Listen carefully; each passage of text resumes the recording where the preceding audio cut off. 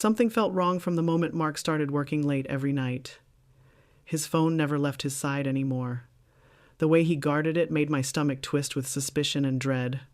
Late nights at the office became his favorite excuse. "Important client meeting," he'd say, kissing my forehead with lips that tasted like lies. His cologne couldn't mask the foreign perfume clinging to his shirt. 3 months of this behavior passed before I stopped making excuses for him. My heart knew what my mind refused to accept. The man I'd loved for 8 years was betraying our family. When he started showering immediately after coming home, I knew. When he stopped looking me in the eyes during dinner, I knew. When he forgot our anniversary, I absolutely knew without doubt. One Thursday evening, I decided to follow him. My hands trembled as I started my car, staying 3 cars behind his sedan. He wasn't heading to his office building like he'd claimed that morning. Instead, Mark pulled into the parking lot of Romano's, the expensive Italian restaurant downtown. Through the window, I watched him embrace a blonde woman in a red dress. My world shattered completely. They held hands across the candlelit table like teenagers in love. She laughed at his jokes, the same stupid jokes I'd heard 1,000 times. He looked happier than I'd seen him in years. Sitting in my cold car, I watched my husband live a double life. The way he touched her face, kissed her fingers, gazed into her eyes with pure adoration made me physically sick. I drove home in silence, tears streaming down my cheeks. Our daughter Emma was at her friend's house for a sleepover. The empty house felt like a tomb of broken promises and shattered dreams. That night I made a decision. Instead of confronting him immediately, I would gather evidence. I needed proof of his betrayal before I destroyed the life we'd built together for Emma's sake. For 2 weeks, I became the perfect wife again. Fresh coffee every morning, his favorite meals, clean laundry, folded neatly in drawers. All while my heart died slowly inside my chest each day. Mark seemed pleased with my renewed attention. "You're in a good mood lately," he said, not knowing I was planning his downfall. His arrogance made my blood boil with increasing intensity and rage. Every lie he told was another nail in his coffin. "Working late again tonight, honey." The same words, the same fake apologetic tone. I smiled sweetly while plotting his complete and utter destruction. One evening, while he showered after another late meeting, I searched his dresser. Hidden beneath folded dress shirts, my fingers found a small cardboard box that changed everything between us forever. Condoms, a brand we'd never used in our marriage. My hands shook as I held the evidence of his planned infidelity. The box was half empty, confirming what I already knew deep down. Rage filled every cell in my body. Not sadness, not heartbreak, but pure, burning fury. He wasn't just cheating, he was being careful about it. He'd planned every detail of his betrayal. I sat on our bed, holding the box, and made the most dangerous decision of my life. If Mark wanted to play with fire, I would give him flames that would burn forever. The next morning, I visited the grocery store with a very specific shopping list: hot sauce, ghost pepper extract, and the spiciest chili oil I could find. The cashier looked concerned about my purchases. Back home, I worked with surgical precision. Each condom was carefully opened, filled with drops of liquid fire, then resealed perfectly. My hands were steady despite my racing heart and churning stomach. The irony was beautiful. His tools of betrayal would become instruments of justice. Every drop of chili oil represented a tear I'd cried, a lie he'd told, a moment of humiliation I'd endured. I placed the box back exactly where I'd found it, under the same shirts, in the same position. He would never suspect that his loving wife had just sealed his fate completely. Before I continue, I'd love to know where you're reading from and what time at Island. Let me know in the comments. That evening, Mark announced another late night at the office. "Don't wait up," he said, grabbing his keys. I kissed him goodbye, tasting the betrayal on his lying lips one final time. After he left, I put Emma to bed with extra hugs and kisses. She was innocent in all this mess. Whatever happened next, I would protect her from the chaos that was coming soon. I sat by the living room window, watching the street. My phone was beside me, volume turned up high. The house felt eerily quiet, like the calm before a devastating and life-changing storm. Midnight came and went, then 12:30. At 1 a.m., my phone finally rang with an unknown number. My heart pounded as I pressed the answer button with trembling fingers and held my breath. "Ma'am, is this Mrs. Richardson?" The voice was panicked, professional. I'm calling from the Grandview Hotel. We have a situation involving someone who says you're his wife. He's in distress. My voice was surprisingly calm. What kind of distress? I already knew the answer, but I wanted to hear every detail of his humiliation and complete downfall from a stranger's mouth. He's in extreme pain, ma'am, screaming. We've called an ambulance and the police. There's also a woman with him who's, well, she's in a similar state of distress and agony. Both of them. Perfect. My plan had worked exactly as intended. I'll be right there, I said, though I had no intention of rushing to comfort my cheating husband in his moment of agony. I took my time getting dressed. Put on my best red dress, the one Mark always said made me look stunning, applied lipstick carefully in the mirror. Tonight, I wanted to look absolutely radiant. The drive to the hotel was peaceful. Classical music played softly on the radio while I imagined the chaos waiting for me. Justice. It had a beautiful sound, like angels singing hymns of revenge. Police cars and an ambulance surrounded the hotel entrance. Red and blue lights painted the building in colors of emergency. I parked calmly and walked through the automatic doors with perfect composure. The lobby was chaos. Hotel staff whispered in corners, guests stared from the elevator bank, and paramedics rushed past with their equipment. The night manager approached me with obvious relief and desperation. Mrs. Richardson, thank God you're here. Your husband is in room 412. He's been screaming for 20 minutes. The woman with him is in the same condition. It's quite disturbing.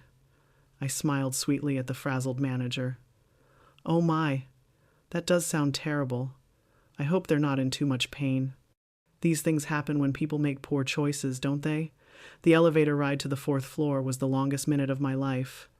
Each floor that passed brought me closer to witnessing the consequences of Mark's betrayal and my calculated revenge. Room 412 was easy to find. The screaming guided me directly to the door.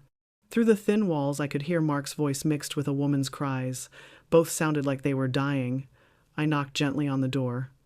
Mark, it's me, your loving wife. I heard you were having some trouble tonight. The hotel manager called because you listed me as your emergency contact. The screaming stopped abruptly. I heard frantic whispering, scrambling, and what sounded like someone falling off the bed. The silence that followed was more satisfying than any symphony I'd ever heard in my life. Sarah? Oh God, Sarah, I can explain everything. It's not what it looks like. Please, I need to go to the hospital. Something's wrong. Something's very, very wrong with me right now. I opened the door slowly, taking in the scene. Mark was wrapped in a hotel bedsheet, his face red and tear-stained. A blonde woman I didn't recognize cowered in the bathroom doorway, clutching a towel. Hello, darling, I said sweetly. And you must be the woman my husband has been having late-night meetings with. How lovely to finally meet you face-to-face in person at last. Mark tried to stand but doubled over in pain. Sarah, please, I need medical attention. I don't know what happened. We were. And then suddenly, it felt like I was on fire down there. Fire? I tilted my head innocently. How strange. What could possibly cause such a burning sensation? Did you perhaps use something that disagreed with your sensitive skin? Maybe something spicy? Something with chili oil, perhaps? His eyes widened in horror as realization dawned. The blonde woman looked between us, confusion mixing with her obvious agony. She had no idea she was witnessing a masterpiece of calculated revenge and justice. You didn't, Mark whispered, his voice cracking. Sarah, tell me you didn't do what I think you did. This is attempted murder. This is assault. This island. This is insane and completely psychotic. I laughed, a sound like crystal bells ringing in a peaceful church. Attempted murder? Darling, if I wanted to kill you, you'd be dead. This is just a little reminder of what happens to cheating husbands. The paramedics arrived, pushing past me with their equipment. They took one look at the situation and immediately began asking questions about chemical burns and possible poisoning. Very professional, very thorough in their assessment. Ma'am, one paramedic addressed me, do you know what might have caused this reaction? We need to know what substance we're dealing with to provide proper treatment for both patients immediately. I shrugged elegantly. I'm not a doctor. Perhaps they had an allergic reaction to something? Maybe they should be more careful about what they put on their bodies in the future. Mark was loaded onto a stretcher, still screaming. The blonde woman whose name I learned was Jennifer was also taken away by a second ambulance crew. Both looked like they'd been tortured by demons. The hotel manager approached me again, looking exhausted and confused. Mrs. Richardson, the police would like to speak with you about this incident. They're asking questions about possible foul play or sabotage of some kind. Of course, I replied graciously. I'm happy to cooperate with law enforcement. After all, I'm just as shocked as everyone else about this terrible accident that befell my husband and his. A business associate tonight. The detective was a middle-aged woman with kind eyes and a no-nonsense attitude. She sat across from me in the hotel lobby, notebook ready. Her questions were direct but not accusatory in tone. Mrs. Richardson, did you know your husband was at this hotel tonight? Did you have any reason to believe he might be engaging in extramarital activities with another woman here? I dabbed my eyes with a tissue. Officer, I had no idea. Mark told me he was working late at the office. This is all such a shock to discover. I can't believe he would betray our family. And you have no idea what might have caused their condition? The doctors are saying it appears to be some kind of chemical irritant, possibly capsaicin-based. Ring any bells for you at all? I shook my head sadly. I'm afraid I don't know anything about chemicals. I'm just a housewife and mother. Perhaps they encountered something dangerous at the hotel? These places aren't always properly maintained, are they? The detective studied my face for a long moment. I kept my expression perfectly neutral, grieving wife discovering her husband's affair. She closed her notebook and handed me her business card for future contact. If you think of anything that might help our investigation, please call me immediately. Your husband and his companion are being treated at St. Mary's Hospital. You might want to check on them both. I thanked her graciously and left the hotel. The morning sun was beginning to rise over the city. A new day was dawning, and my old life was officially over forever and ever. At home, Emma was still sleeping peacefully. I made coffee and sat in the kitchen, watching the sunrise through the window. For the first time in months, I felt completely at peace with myself. My phone buzzed with text messages from Mark's number. Sarah, please come to the hospital. I need you. I'm sorry, we need to talk. I can explain everything. Please don't abandon me now. I deleted each message without responding. Let him suffer in his hospital bed, wondering if his wife would stand by him after discovering his betrayal. Let him feel the uncertainty and abandonment for once. By noon, the news had spread through our neighborhood like wildfire. Hospital staff talk, police reports get filed, and small towns love scandal. Everyone knew Mark Richardson had been hospitalized under mysterious circumstances. Emma came downstairs for breakfast, completely unaware that her world had changed overnight. "Where's Daddy?" she asked, pouring cereal into her bowl with the innocence of childhood still intact in her voice. "Daddy had an accident last night, sweetheart. He's in the hospital. The doctors are taking good care of him. He should be fine, just needs some time to recover from his injuries completely." She accepted this explanation easily. Children trust their parents to handle adult problems. If only she knew her mother had become someone entirely different overnight, someone capable of calculated revenge and justice. My sister called that afternoon. "Sarah, I heard about Mark at the grocery store. Mrs. Patterson said there was some kind of chemical accident at a hotel. What on earth happened?"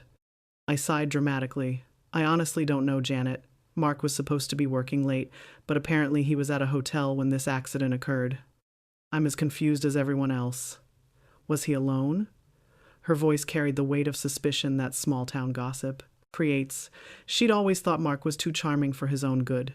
Her instincts had been absolutely correct all along. "No," I said quietly. "There was another woman with him. Someone named Jennifer. I don't know who she is or why they were together. I suppose I'll find out soon enough." The silence on the phone told me everything. Janet had suspected Mark's infidelity long before I'd accepted it. Sisters know these things. They see what wives refuse to acknowledge for too long. "Sarah, honey, whatever happened, you need to know that you and Emma have support. Don't let him manipulate you into thinking this is your fault. Men who cheat always blame their wives." Her words strengthened my resolve. I wasn't the villain in this story. I was simply a woman who'd refused to be a victim. Mark had created this situation with his choices and betrayal. That evening, I finally drove to the hospital, not out of concern for Mark, but to see the results of my handiwork. I wanted to witness his humiliation firsthand, to watch him squirm. He was in a private room, connected to IV fluids and pain medication. His face was pale, his eyes red from crying. When he saw me, relief and fear battled across his expression simultaneously. "Sarah, thank God you're here. I was so afraid you wouldn't come. I know how this looks, but I can explain everything. This isn't what you think it is at all." I sat in the visitor's chair, crossing my legs elegantly. "Really? Then please explain what you were doing in a hotel room with another woman, Mark. I'm genuinely curious to hear this story." He struggled to sit up, wincing in obvious pain. "Jennifer Island, she's a client. We were discussing a potential merger. Things got out of hand. It was a mistake, a moment of weakness." "A client?" I laughed softly. "Darling, I saw you holding hands at Romano's 2 weeks ago. I watched you kiss her fingers like she was precious. That didn't look like business to me." His face crumbled as he realized I'd been watching him. "You followed me? How long have you known?" "Sarah, please, I love you. She means nothing to me. You're my wife, my everything." "Your everything?" I leaned forward. "Then why were you carrying condoms in your dresser drawer? Why were you planning to have an affair if I'm so important to you? Answer that question honestly." Mark's mouth opened and closed like a fish gasping for air. He had no explanation that wouldn't condemn him further. The truth was written all over his guilty, pain-stricken face and manner. "The doctors say you and Jennifer suffered chemical burns from some kind of capsaicin exposure. They're baffled about how it happened. Do you have any theories about that strange occurrence, darling husband?" His eyes filled with a mixture of horror and admiration. "You did this. Somehow, you knew what I was planning, and you sabotaged those condoms. Sarah, you could have killed us both tonight." I smiled sweetly. "Could I? The doctors seem to think you'll both make full recoveries. Perhaps next time you'll think twice before betraying the woman who's loved you faithfully for 8 years. This is assault, Sarah. What you did is a crime. I could have you arrested for attempted murder or at the very least aggravated assault with a dangerous weapon. You've lost your mind completely. Have I?" I stood up gracefully. "Or have I simply found my backbone? You broke our marriage vows, Mark. I just gave you a memorable reminder of what betrayal feels like." A knock on the door interrupted our conversation. Detective Morrison entered with her notebook, followed by a hospital administrator. The official investigation was about to begin in earnest with proper documentation. "Mr. Richardson, how are you feeling? I have a few more questions about last night's incident. And Mrs. Richardson, I'm glad you're here." "We need to clarify some details." I maintained my innocent expression. "Of course, Detective. I want to help however I can. This whole situation is just so shocking and confusing for our family. Poor Emma doesn't understand why Daddy's hurt." The questions continued for 30 minutes. Where was I? What time did I go to bed? Did I know Mark was having an affair? Had I suspected anything recently? Each question was answered with perfect composure and calculated innocence. A grieving wife, shocked by her husband's betrayal, concerned for his welfare despite his obvious infidelity and lies to their family. When they left, Mark and I were alone again. He looked at me with something approaching respect mixed with genuine fear. He was seeing his wife clearly for the first time. "What happens now, Sarah? Are you going to divorce me? Take Emma away? Destroy everything we've built together over one stupid mistake I made in a moment of weakness?" I considered his question carefully. "That depends entirely on you, Mark. Are you willing to end this affair immediately and permanently? Are you ready to rebuild the trust you've destroyed so completely?" "Yes," he said quickly. "I'll never see Jennifer again. I'll quit my job if necessary. I'll do anything to save our marriage and family. Please, Sarah, give me another chance." His desperation was beautiful. For months I'd felt powerless while he carried on his affair. Now the balance had shifted completely. He was begging for my mercy and forgiveness like a child. "We'll discuss the terms of our reconciliation when you're released from the hospital. Until then, think carefully about what you're willing to sacrifice to earn back my trust and love." I left him there, alone with his pain and his guilt. The drive home was peaceful. Classical music, evening sunshine, and the satisfaction of justice served exactly as it should be. Emma was at Janet's house for the evening, giving me time to process everything that had happened. I sat in Mark's chair, looking through his hidden box of secrets and lies. Credit card statements showed expensive dinners, hotel charges, jewelry purchases I'd never received. He'd been planning this affair for months, systematically deceiving me while I played the role of oblivious wife. My phone rang. Jennifer's number, which I'd found in Mark's contacts. I answered out of curiosity, wondering what the other woman might say to the betrayed wife she'd never considered. "Is this Sarah Richardson?" Her voice was weak, probably from the pain medication.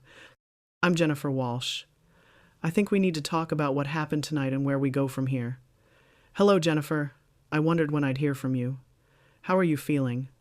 I hope the hospital is taking good care of your condition after your evening with my husband. You know what you did, don't you? You deliberately sabotaged those condoms. You could have killed us both with that stunt. What you did was attempted murder, and I'm considering pressing charges." I laughed gently. "Attempted murder?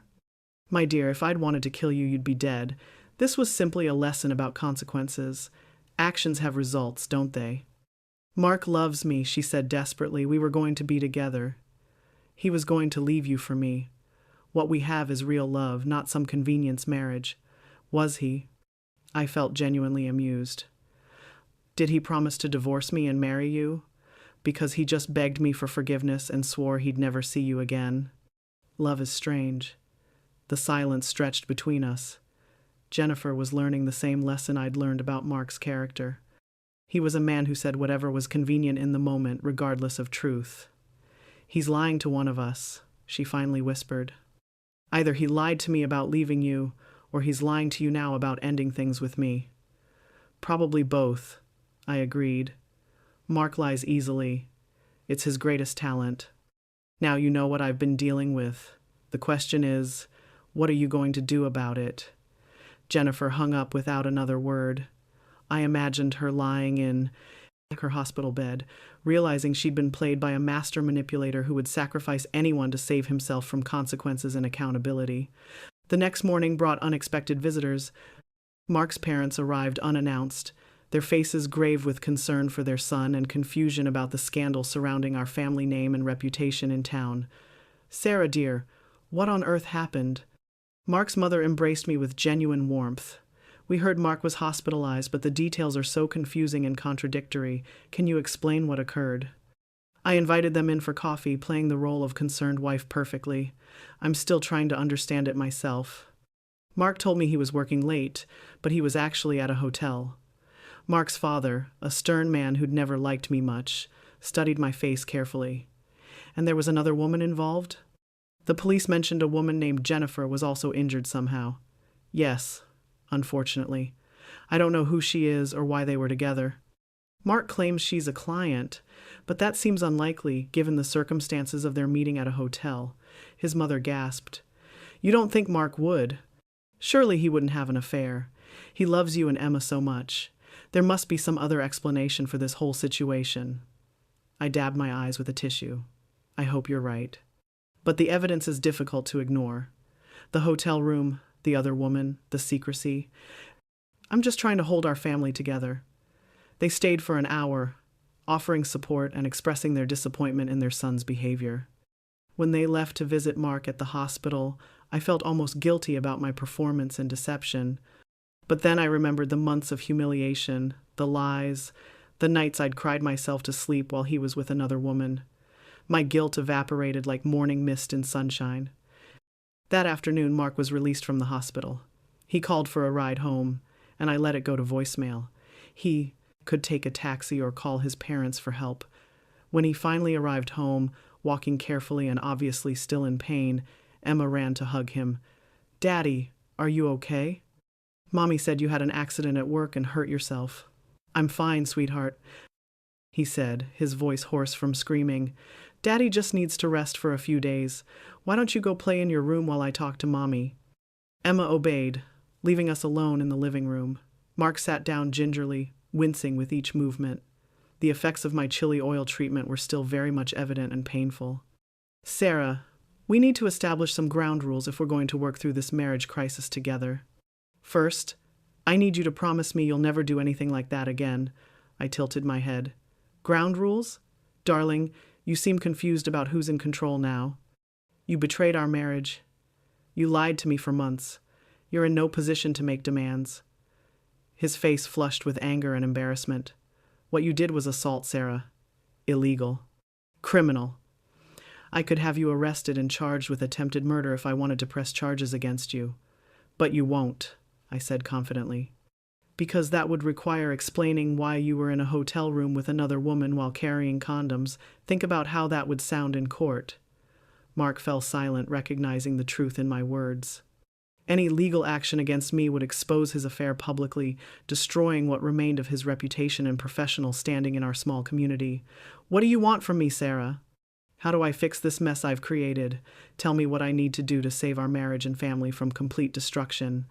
I smiled sweetly. "First, you're going to write a detailed confession of your affair. Names, dates, places, everything. Insurance, in case you ever consider betraying me again in the future." His eyes widened. "You want me to document my own adultery? That could be used against me in divorce proceedings if we don't work things out between us successfully." "Exactly, which gives you excellent motivation to be the faithful husband you should have been all along. It's called accountability, Mark. Learn to embrace it as part of your character." "What else?" he asked quietly, already defeated by the logic of my demands and the power shift in our relationship that had occurred overnight with his humiliation and public exposure. "You're going to quit your job and find new employment somewhere Jennifer doesn't work. I don't want you anywhere near her ever again. Not professionally, not socially, not accidentally in any way." "Sarah, that's not realistic. I have contracts, responsibilities, a reputation to maintain. I can't just abandon my career because of one mistake I made in a moment of terrible weakness." I shrugged. "Then our marriage is over. Emma and I will move to my sister's house while divorce proceedings begin. Half of everything, including your precious career achievements, will become mine anyway." Mark understood he had no leverage left. His affair had stripped away his power to negotiate or make demands. He was entirely at my mercy now, and we both knew it clearly. "Fine. I'll start looking for a new job immediately. But Sarah, you have to promise me we can rebuild what we had before.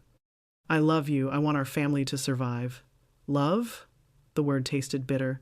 "You loved me while planning to cheat with another woman?" "Your definition of love is very different from mine, Mark. We'll see about rebuilding anything together." Over the following weeks, Mark kept his promises. He wrote the confession, quit his job, and started therapy at my insistence. Jennifer disappeared from our lives completely, apparently moving to another state. The scandal gradually faded from neighborhood gossip as newer dramas captured people's attention. Emma adjusted to her father's increased presence at home during his job search without asking difficult questions about recent events.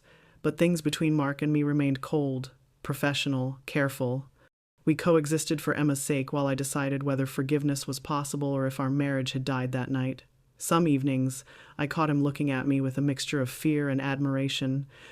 He'd learned that his quiet, submissive wife had steel beneath her gentle exterior and iron determination.